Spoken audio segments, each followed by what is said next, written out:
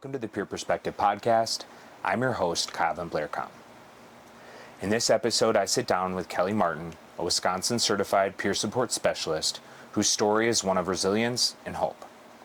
Kelly talks about working through childhood trauma, navigating complex systems, and the many times she felt completely alone in her recovery journey. Today, she's turned those struggles into strength, using her lived experience to support others as a peer and to advocate for change in the mental health and recovery world.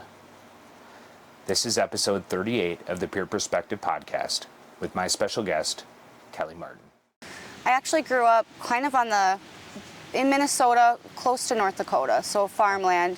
I was 2 years old, my parents got divorced, and so my mom at the time, my older sister had stayed with my mom, I went with my dad. He got remarried pretty fast. He was a musician, so he had married another musician. They were always gone on the road traveling, not famous, but just, to different bars and things. So Sure. I was really raised by my dad's wife's mom, who I call my grandma. So we were on a little farm. I sometimes feel like I was raised much differently than other people my own age, just because we had a rotary phone. That's the kind of phone they had. Wow. Yeah, and we were on a farm and we butchered chickens and, it was a beautiful life. It really was. And I almost look back and I feel like I had two different lives because while my grandma was wonderful, she was a really good influence on me, loved me, encouraged me, I was also being sexually abused pretty much that entire time. So from the age of 2 until 8. And so when I was 8, my dad moved us to Tennessee, Nashville. He was trying to make it big, famous. And then at that point, I remember my dad quitting smoking for some reason. I remember him being proud of that. I was really little. When I was 8 years old, he and my stepmom at the time split up unexpectedly.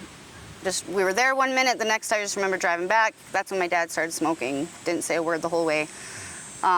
He ended up getting engaged pretty fast again and went through some abuse there. He was gone, we stayed with her. She was pretty abusive. At that time, my mom, who had been also had alcohol use disorder, had a pretty violent episode happen where she wasn't allowed to have my sister anymore. So my sister came to live with us. But that became my saving grace because my sister was older, 5 years older. She wrote back to my mom. My mom was able to come and get us. It was a snowstorm of my 3rd grade. And then that's where life really improved. My mom got sober. I remember seeing little Serenity coins and stuff, Sure, yeah. Yeah, her and my stepdad, and they had this, violent episode, but they stayed together, got sober together. So I would say from 8 years old until I was 12, life got really good. It was stable. It was the first time I ever got new clothes. Oh, wow. I'd never had new clothes before that. It was very different. And we lived in a very rural area, but in town. So very different from living on the farm. So when I was about 12 is when I started developing, I started getting into really dark music, started getting into witchcraft, self-harm. Not that there's anything wrong with witchcraft, but I was dabbling in dark stuff, negative stuff. Self-harm, smoking cigarettes. Sure. First time I smoked marijuana. Actually, the first time I smoked marijuana, nothing happened. I didn't see what the big deal was, but I remember one day finding some in a drawer and, I used marijuana by myself. I used marijuana by myself, and I remember just loving that experience. I loved feeling different, and so I would say, a few months later, ended up dating a guy who was, friends with a lot of older people. Sure. Which kind of got me into going out to parties. So I was probably the youngest kid at these parties, but going out, I would say By the time I was 16, I had an addiction. I was addicted to substances, mostly alcohol, kind of anything I could get my hands on, though. Sure. I mean, I had used some pretty hard drugs by the time I was 16. Had some suicidal ideation, stuff like that. And I would say, around my 11th grade year, I don't know, something, I can't explain it. I don't know what happened. I never had any kind of outside help, but I just kind of like snapped out of it. I was still drinking a lot on the weekends, Sure. But everyone else was too by that point. Like other Sure. people in my class were, and we're rural, so, we're out on bonfires and stuff. But, Right. I was always the girl that was up till the sun came up, drinking, going to work drunk still, and ended up getting pregnant my senior year in high school, which at that point it was like, of course I stopped smoking, I stopped drinking, everything, and I thought, like, I have to raise my children differently than what I went through. Yeah. And I was just really, so I went to school, became a CNA, certified nursing assistant. Went right over to the LPN program, licensed practical nurse. Ended up getting a job at Cass Lake, I shouldn't say that, should I say the name of it? Okay. Cass Lake Indian Health Service. Worked as a nurse in the clinic with an internal medicine doctor for 4 years. While I was going to school, while I was working full time, I went back to school for the 2-year RN program, registered nursing. And then, so actually the guy that I started dating at 12, he and I were together throughout our whole high school years. We had 2 kids together by this time. And it got to the point where I was working full time, going to school, and I had to send the kids to daycare because Sure. I just couldn't trust them to be taken care of. One time I came home from work and there was like marijuana all over my kitchen.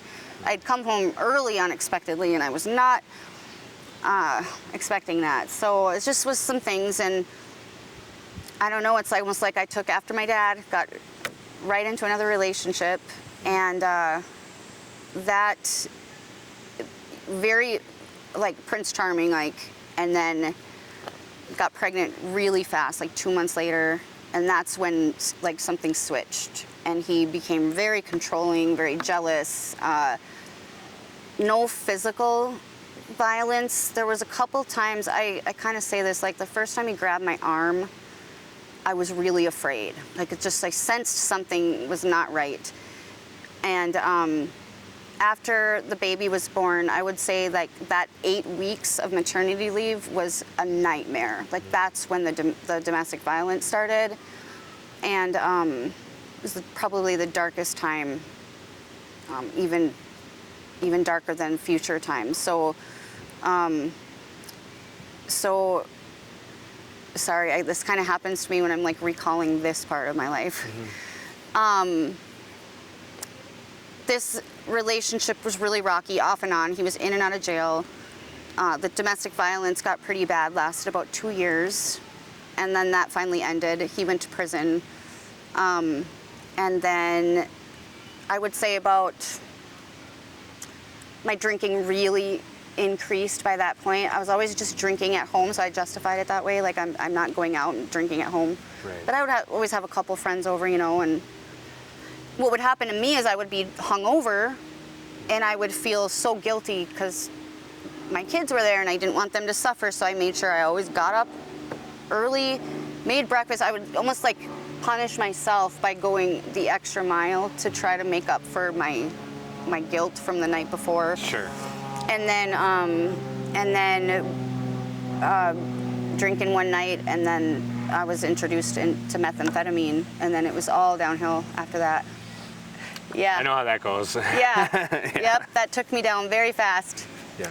Yeah, but it actually turned out to be a blessing because, a year and a half of that, and ultimately, like, thankfully, nothing ever happened at work where I hurt a patient or something bad happened at work. But I just quit my job. I just didn't go back.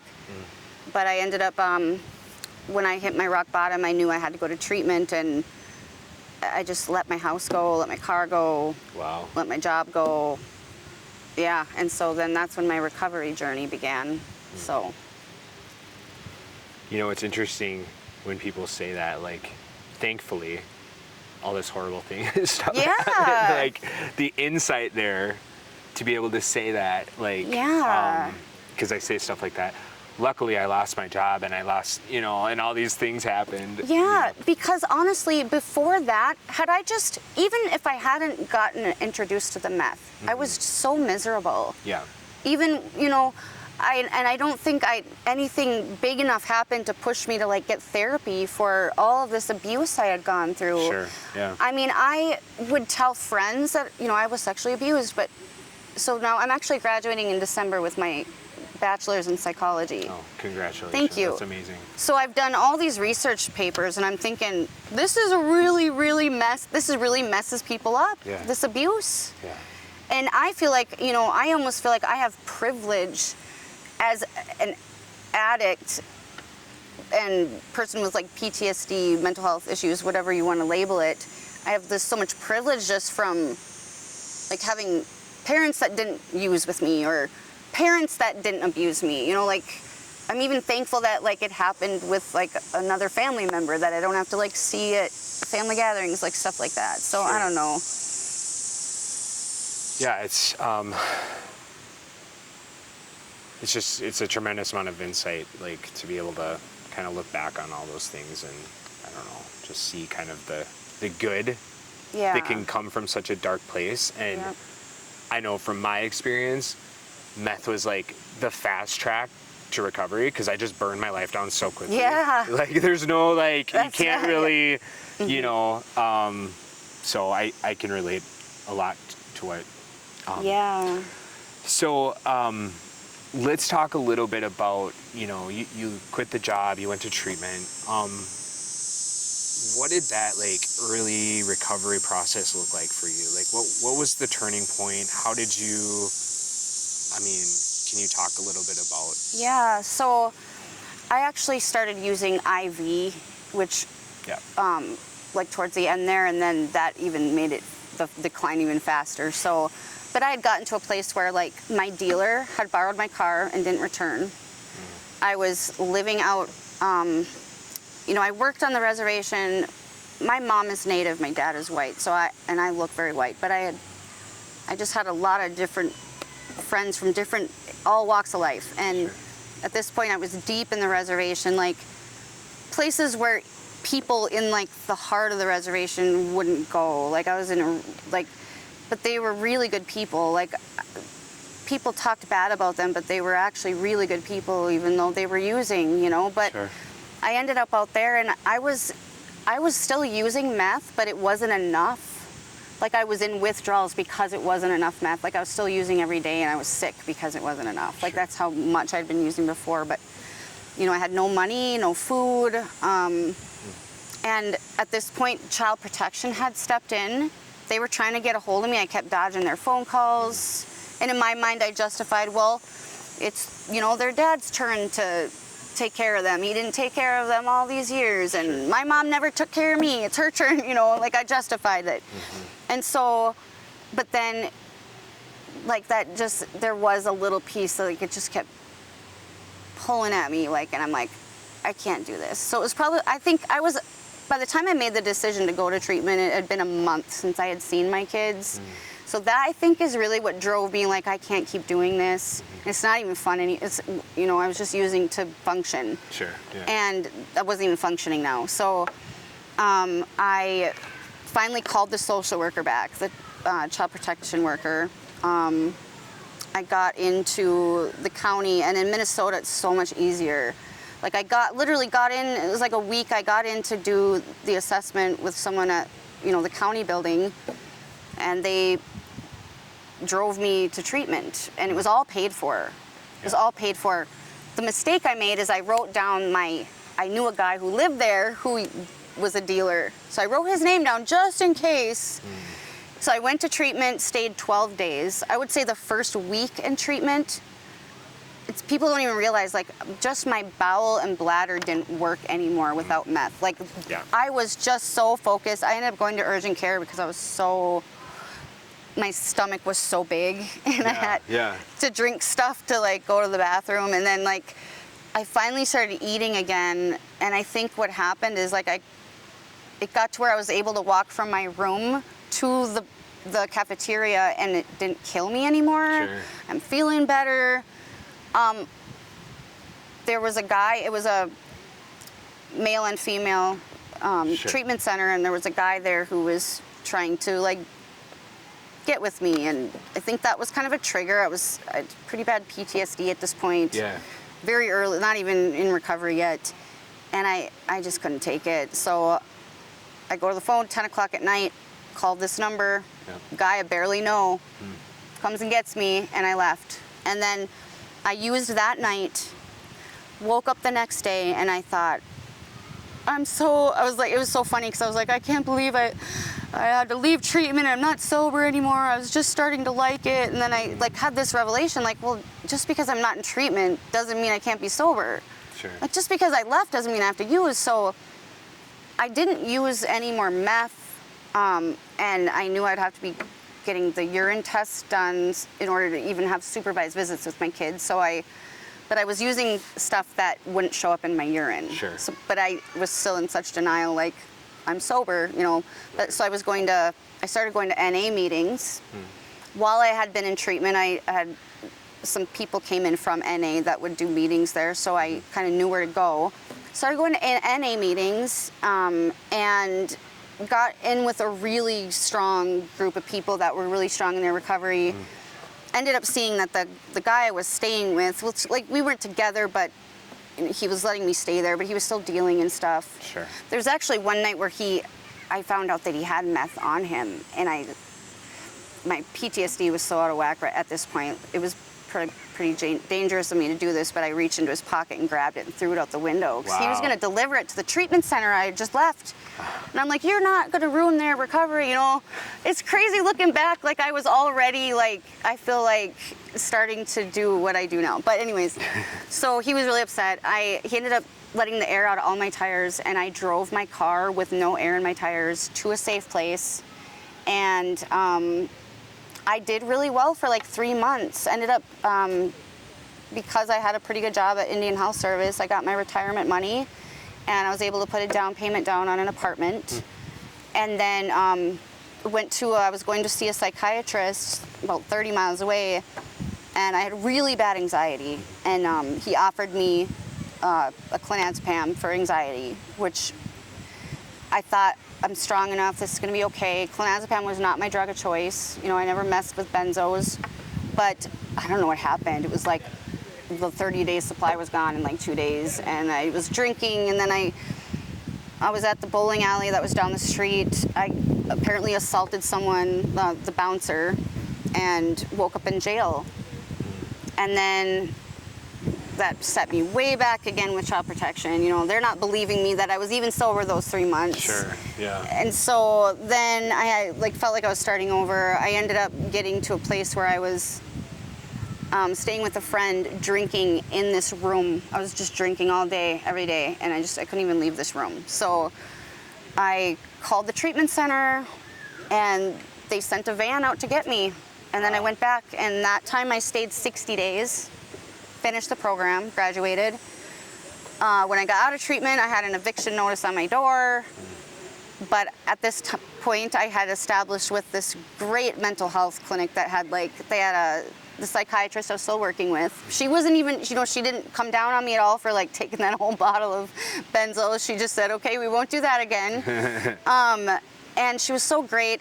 They had me connected to they called it a CSP worker, which is, I think, way different than what a CSP worker is in Wisconsin. Sure. But she was kind of like a peer support specialist, but she didn't share her lived experience. But I remember, like, for me, like, my mail was so out of control, and I just had such anxiety over it. She would come and just help me do stuff like that, like open my mail and help me, like, make small attainable goals, and just kind of walked with me through that process. I ended up buying a cheap little $300 car, and then I would drive, 2 hours back home where I'd originally moved from, and then I'd have to go to social services, pee in a cup, just to see my kids for an hour, and then I would drive back. And yeah, it was just a lot. It was a lot of work, and like I look back at those, the eviction notice could have easily put me back into relapse. Yeah. Just that, Yeah. and not having my kids, but I had a lot of, I don't know, I had a lot of internal drive. I wanted to get sober, I didn't when I first went to treatment.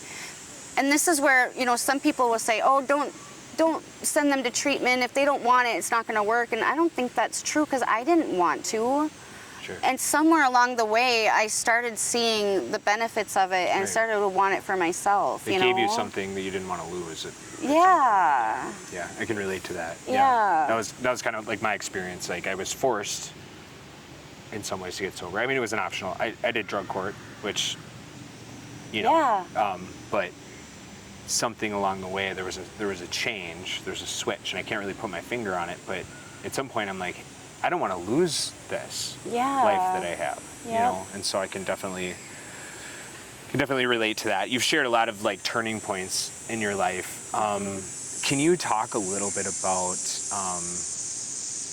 I can relate to the child protection and having your kids taken from you. Can you talk a little bit about just the feelings that came up and how, I know from my experience, it's like this compounding shame and guilt and all the things, and like, my experience in seeing other people, it's like, no wonder they go back out there and keep using. Yeah. It's, maybe you can just talk a little bit about that. I can. So, backing up, my mother was a child protection worker for the tribe my whole life. Wow. And then my older sister, who was always more like a mother to me, she always protected me. I feel like, she went to school to be a social worker. So I feel like they are the reason I didn't relapse, because they gave me some insider information, kind of helped me see things from the worker's point of view when I would be upset.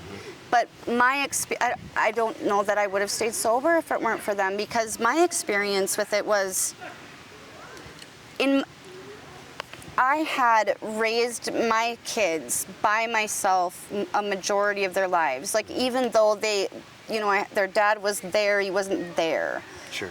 And then I had that abusive relationship, and he spent most of that time in jail. So, like, I was a single mom.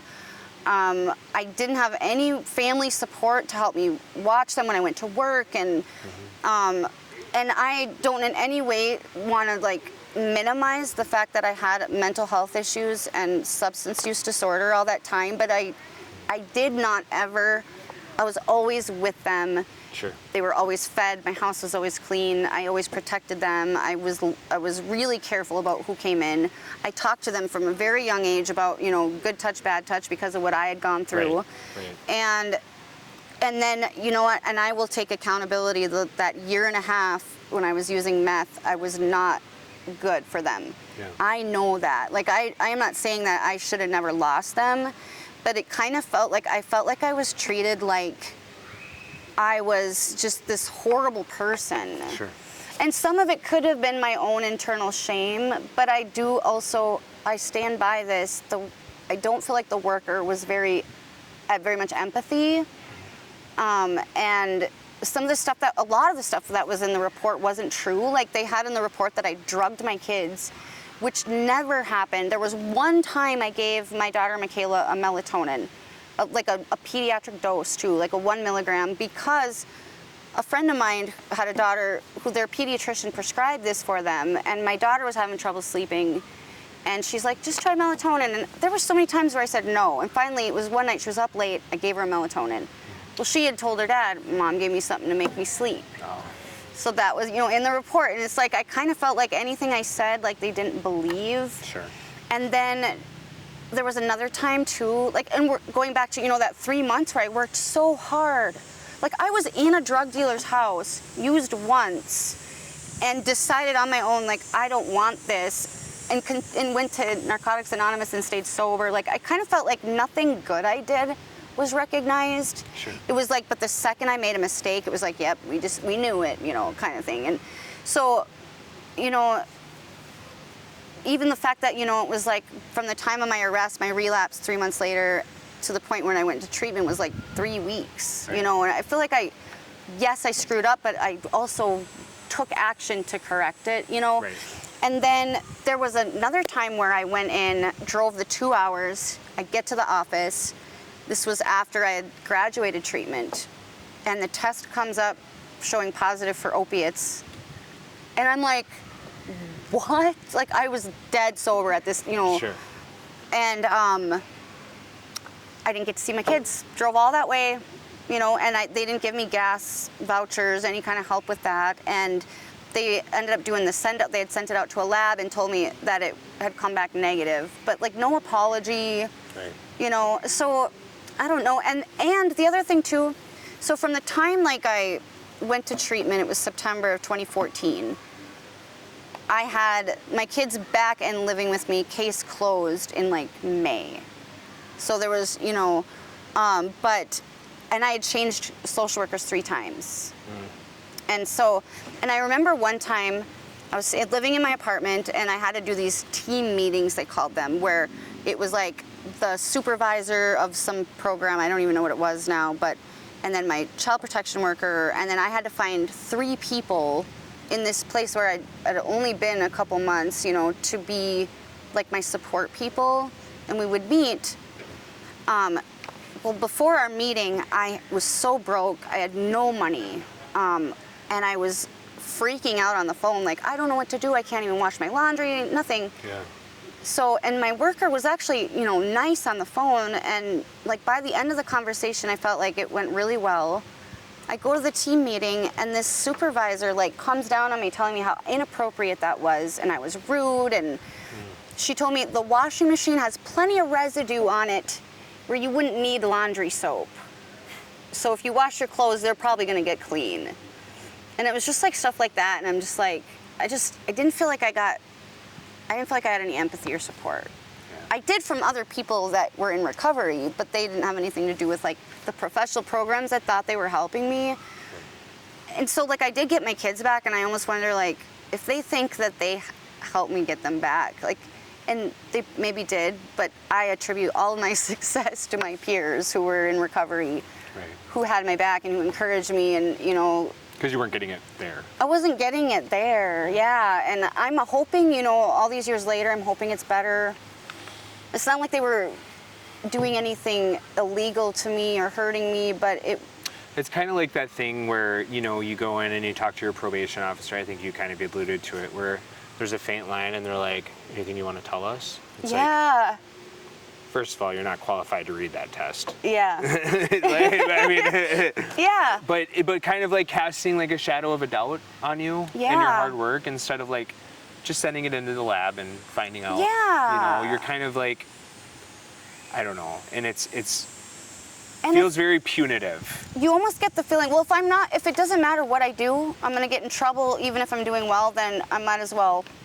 But I didn't use, but that thought crossed my mind. Right, yeah. And so then I wonder, like, for people that don't have any, like, foundation of what recovery even looks like,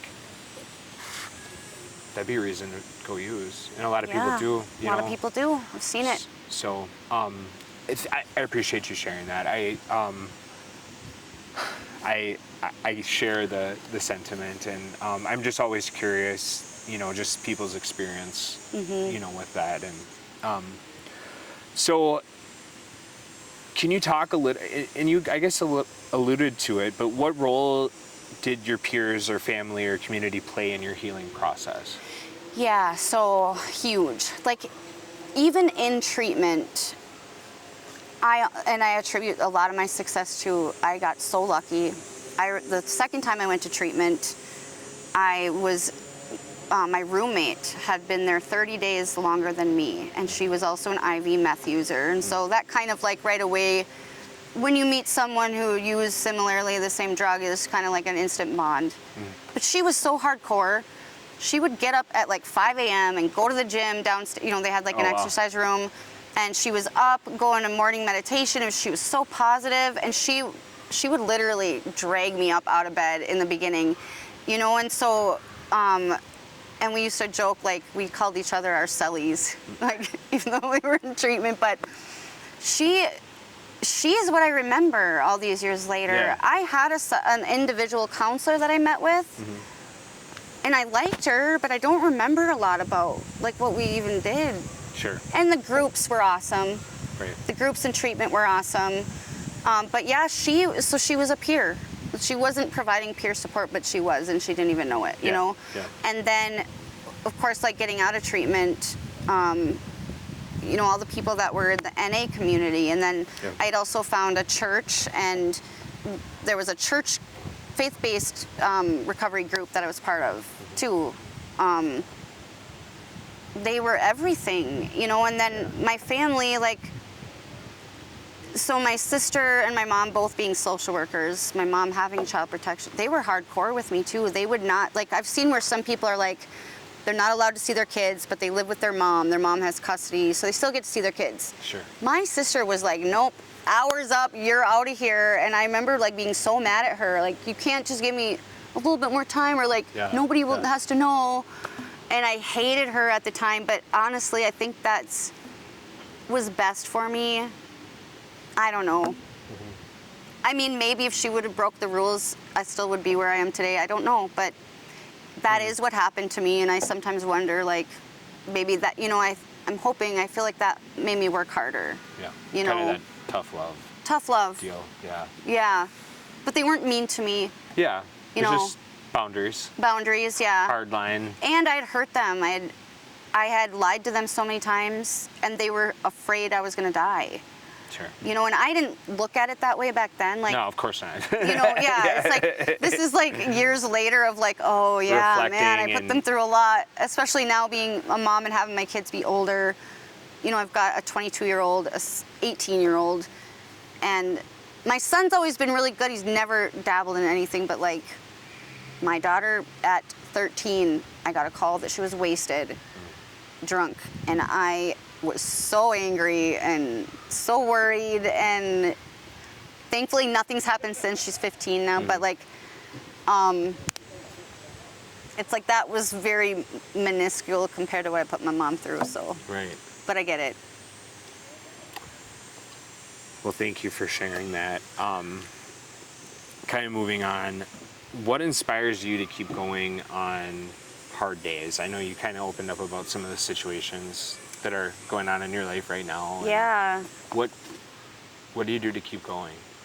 Well, during the pandemic, I was working at a factory, and I hadn't relapsed, but I was really feeling like unfulfilled. Like, I had been a nurse for a long time, and I'd moved here to Wisconsin back in 2018, and I didn't have a recovery community here. You know, my recovery community was back in North Dakota, like Minnesota, North Dakota. And so I just wasn't feeling fulfilled. I kind of got to the point where I was like, I don't feel like I'm in recovery. Like, not that I'm using, but like I'm not, you know, when you're in recovery and you're working on yourself and you're having all these revelations and you're feeling growth, and that stuff, you know, keeps you going. The pandemic happened, and then the factory shut down, and I was looking online for like remote jobs. Actually, I wanted to work from home, and this remote peer support job came up, and I didn't even know what peer support was. Yeah. So I Googled what is peer support, and it was like describing everything I am, everything I want to do. And so I applied for the training and got into the training, and that, like, I felt like kind of plunged me back into the recovery world, and I was like going to meetings with peers, and, you know, I got my first job, and so I think what's gotten me through, I mean, because I didn't really have a lot of hardship before then. I've had some hard things in the last year, but I do feel like being a peer support specialist has really, because it's not just about me. Right. I almost feel like if I were to fail, I worry, like, what if someone was like, well, if she can't make it, I don't stand a chance. Or, you know, like, it's like it's not just about me. I've gotten to know so many people who have been where I used to be, who are trying to get into recovery. And I don't want to let my kids down. You know, my kids, I'll hear them telling stories about, yeah, my mom used to have it really hard. You know, even supporting friends, like, yeah, my mom, but she turned her life around, and it's not too late for your mom, you know, so like, And I have done a lot of healing. I've done a lot of mental health therapy. I'm still seeing a therapist now. I took a break for some years, but kind of feel like I'm going to the next level and I'm always trying to become better. Like all of us have flaws, no matter what. Yep. And I just keep trying to work on myself, better myself, and be a better person, I guess. So. Well, I appreciate you sharing all that. I think you kind of touched on it and how you use your story to help other people in your community. But what does peer support currently look like in your community? And yeah. So peer support, I feel like peer support specialists in Wisconsin, it's almost like its own culture. Like there's just an understanding we have. And, we go to all these communities of practice and then the peer conferences, and we see each other in different spaces, different events and things. And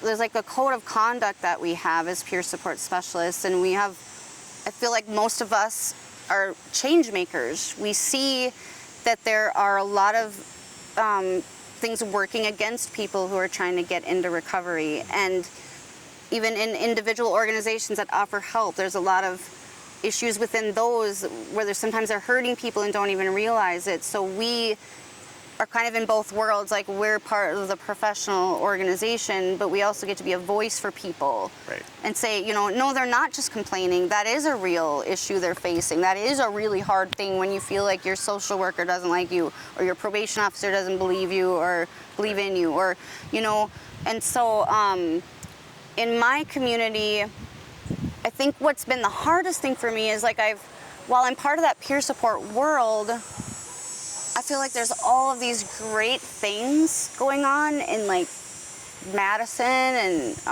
Dane County. I hear about all these great things, and these peer support specialists know all these other peer support specialists. I was the only peer support specialist in my organization and didn't even know one other peer support specialist in person for the first 2 years. Yeah. And so I felt very alone, and I was a brand new peer support specialist coming into was working on a team of addiction medicine doctors, counselors, mental health counselors, substance use counselors. It was also a place that offered medical, dental, optometry, different things, Wow. Sure. Yeah, and so people knew I was in recovery, obviously, because of my job title. Mm-hmm. But then, navigating, and I'm just thinking back to all the things I heard in training about what I might see, and I would see it, and then I'm having to be brave with all these people with all these titles and schooling and say, I feel like this could be harmful, or, Sure, yeah. And so, and then not knowing other peer support specialists to really get advice from, or even being the only peer, I was the peer support specialist for anyone getting services for mental health or substance use.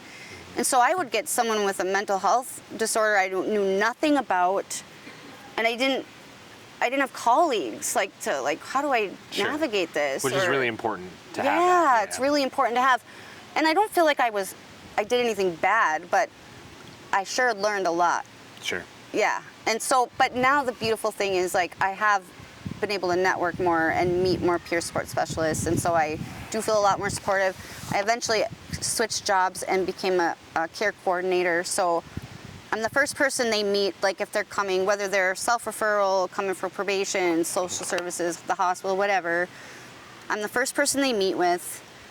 And when I took this job, I said I'll do it, but I still want to be able to share my lived experience and use my peer support values in my work. And they said, yep, that's fine. And so I feel like that's been really good, because so many times I'll have someone come in and I can just tell they're a little reserved, they don't really want to say a whole lot, and I can share well, I want you to know there's no shame here. I'm in recovery, and it's immediately there's just you can see them relax. Yeah. And they'll just begin to pour out their heart out, not every time, but Yeah. It's I feel like that has been, I feel really good about being able to provide that in my community. And I've helped so many others learn about peer support. Yep. So many people have never even heard of it. And then some of them have gone on to go try to do the training, or, so one commonality I've talked to a lot of people, a lot of peers, a lot of people that become, other things, social workers and psychologists and all these things, is they always have this. It's interesting because I've heard it from more than one person, but they said, well, I'm a peer first.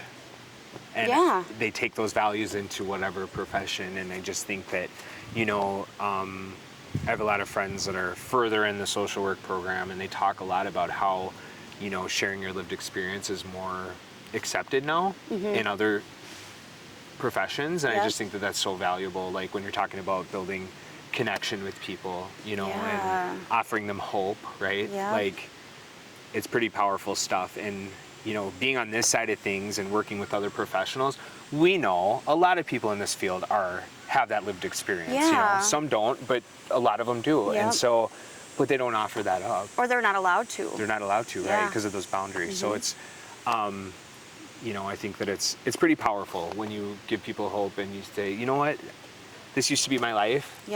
And a lot of people say, oh, wow, and you're doing this now? It's like you're giving people hope that it doesn't, that things are possible, Or even when they say, well, that's great, but now your life is great. And, I had one person a few weeks ago say, I'm not to that place yet like you where every day is just, I don't remember the words, like hunky-dory or like, and I'm like, every day is not like that. Like I still have days where I just want to put the blanket over my head and not get up and hide from the world. I still have anxiety. I still have a substance use disorder. I'm in remission, but I am no better than anyone else. At any point in time, something could happen and I wouldn't be where I am, and I still have to use all the skills I've learned, talk myself out of bed, So it's just interesting. You've talked a little bit about how you're incorporating, peer support into your new role, right? Can you share an example of how you've seen peer support make an impact on someone's life or, and the people that you support? Yeah. So I think shame is such a huge part of why people don't get help or even stay in it, or like, let's say they do get help or try to get help and then they relapse or they make a mistake.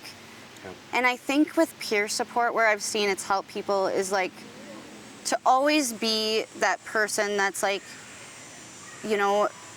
mistakes happen. We can't change what we did yesterday. We can only change the decisions we're making today.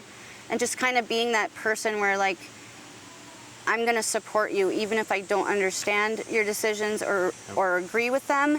If you come back to me, I'm never going to say, I told you so. Sure. Or if you would have just listened to me, Right. It's like, okay, no shame. Like, I think that's been the biggest way I've seen peer support be so beneficial. When I took the training, the trainers talked about, like, we don't push abstinence, like, and then I'd never heard anything about harm reduction. That was a completely new concept to me. I had only known abstinence only, if you're using marijuana, you're not in recovery, like stuff like that, and so I remember just being floored by that, and it was like, and so I've seen that in action, and it's like so true, like, what's right for one person isn't always going to be right for another. Right. Me personally, I prefer abstinence, but I've seen people that have different recovery paths that have done wonderfully, or that started out thinking they could choose this path and it didn't work for them, but they were able to change course until they found one that worked for them. Right. And just like I said earlier, like just not condemning them or telling them what to do or shaming them, but just being there. Right. They know that they got someone in their corner, Yep. Yeah, I think it's pretty valuable just to know, like, you have that what's the word? Support, there for you, regardless. Like, you're still allowed to make mistakes or do things your own way, and, like, just having that. Yeah, if you make a mistake, it doesn't mean you're done for and Sure. now you yeah, you don't deserve anything good. I don't know. Right, yeah, to beat Yeah. you up. I mean, I feel like a lot of times we already have enough people that are doing that in our life. We have a lot of people Yeah. telling us what we need to do and how we need to do it and when we need to do it and all Yeah. those things. And so to have somebody who just is there to like offer support, you know, it's pretty amazing. Yeah. And I mean, I agree. You see the benefits of it play out all the time. And kind of to your point, like about harm reduction and stuff, you know, I've seen a lot of people that, you know, reduce use or change to maybe a less chaotic form of use or whatever. And Because something shifts. So if I say you're using heroin, you have no desire to quit, here's how you can get fentanyl test strips to at least be able to test what you have. You know, it's like somehow when someone starts to care about them as they are, not telling them they have to be different and then I'll like you, then I'll care about you once you're this different person. Right. But like now it's like, I would think, I mean, and I can relate to that, not with like that particular situation, but when someone else starts to care for you, you almost start to think it makes it easier for you to start to want to care for yourself. Sure, Or like start to love yourself, like, wow, you care about me. Like you actually care about me for who I am. We saw a doctor at a conference a few years ago, and she was part of a mobile unit that goes around the streets of Chicago, and they do like needle exchanges and wound care and all this stuff, right?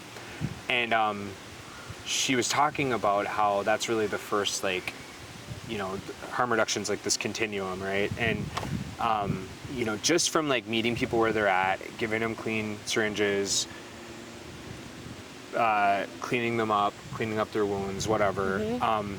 But they were talking about the amount of referrals that they would put in for other services from just like checking in with people, seeing how they're at. Absolutely. So that, to me, that's, I think, when I really was like, okay, I can see that. Like just seeing people for who they are, caring for them as they are, not gatekeeping or putting conditions on it, right? Just loving them. Yes. And to where maybe eventually they can make a step forward, however that looks for them. Yeah, You know? I've heard stories of that where they'll start to use less, and then eventually, like, they're not using it all now, or they get on Suboxone or whatever, and then. Yeah. So I that was when, and she was like, 3 years ago, and we were in a room full of substance abuse counselors and all sorts of people like from across the field, and they were going in like, and she was so quick to, she like had her answers and she was ready, you know what I mean? She was very well prepared. Wow. Like she had these arguments, and so you could tell, I think at the end of the lecture or whatever, it was very eye-opening for me, and I had a very different view prior to that. So anyway, that's awesome. Yeah. And so, you know, I think that when you're looking at things as a continuum, like, I don't know, it just makes sense. I personally am abstinence-based. I go to AA. Yeah. I've tried a lot of other things. Yeah. For me, that's where I found happiness in my life, and so that's kind of where I've landed. But you know, I support people and whatever that looks like for them. So. Because it can actually cause harm if you know, marijuana is a hard one because even though it's not legal in Wisconsin, you can get like Delta 8 in every tobacco shop now. And so I think it's dangerous to tell someone you're not actually sober, where it's like you don't know where they were. If they're even just doing better than they were, we have to celebrate that, you know, and because I think what can happen is it's like if you get that message, let's say I was homeless and I couldn't keep a job and I'm, you know, using so much I need to use just to survive, and I get to this place where now I'm just using like one substance, but I'm keeping a job, I'm happy, you know, I'm back with my family, and someone tells me I'm not actually sober. I feel like that can put you at risk for like feeling like, well, what's the point? Kind of like can be harmful. Going back to like a false drug test, like, well, if it's not good enough, then might as well just do all this other stuff, you know. So exactly. I don't know. So, kind of, I don't know, this last portion, I just want to, what would you offer to someone who maybe feels like recovery is out of reach or not possible for them? What would I offer someone? Or any like words of encouragement or I just advice? think recovery is always possible. Like, it's always possible. And that I think it's important, like, it isn't easy. I think it's easier for some than others to get into recovery, Sure. but there's always a way. And I think, getting into recovery doesn't mean I'm really, really sick one day and now I'm all better. Every little improvement needs to be celebrated and recognized, and every step in the right direction. And if something doesn't work out, then we try something else. If that doesn't work, there's always a way. And What would you say to someone who's maybe interested in getting into peer support or maybe interested in taking the training? Like, what would you? Yeah, so a big thing I hear from people is, well, I can't do peer support because I still got all these problems. And that's actually a big misconception. There's not even a requirement for, like you have to be sober for X amount of time. And the way it was explained to me by my trainer was, the closer you are to your struggle, the more relatable you are. And nobody's free from struggle. Right. If people knew how this last 4 months has been, like all the things I've gone through, that doesn't mean I'm not qualified to help someone else. I think when we're struggling, we just have that much more empathy to relate to what someone else is going through. So you don't know until you try. Yeah, I agree with that. I had about 2 years ago, I had a return to use, and I had been working in peer support, and I took a leave to go to treatment and all the things, and I was really worried about how I was going to share that, or if I was going to share that. And the opportunity presented itself where I felt like it might be impactful. And I have to say, like, sharing that I had just gotten out of treatment, like, it was like, I felt like that connection was so much deeper because of that. Yeah. And that person really like started to open up and like, Yeah. so yeah, I can see the value. I think that's so powerful too for other professionals, because I think what I've seen is some people in the professional world feel like if they are struggling or relapse or something, like they can't get help because people will find out, and then it's all down, like they're just, they're going to be out of their job and now they have no credibility. And that's Sure. so not true, because so many people in social work, in the medical field, in addiction professions, mental health professions, sometimes I think suffer in silence because they don't feel like they can reach out. Right. So Yep. Yeah, I love that you were able to do that and get right back into peer support because it didn't disqualify you. Yeah, it was, it actually, I feel like worked in my favor. And Kelly, I appreciate all your vulnerability today.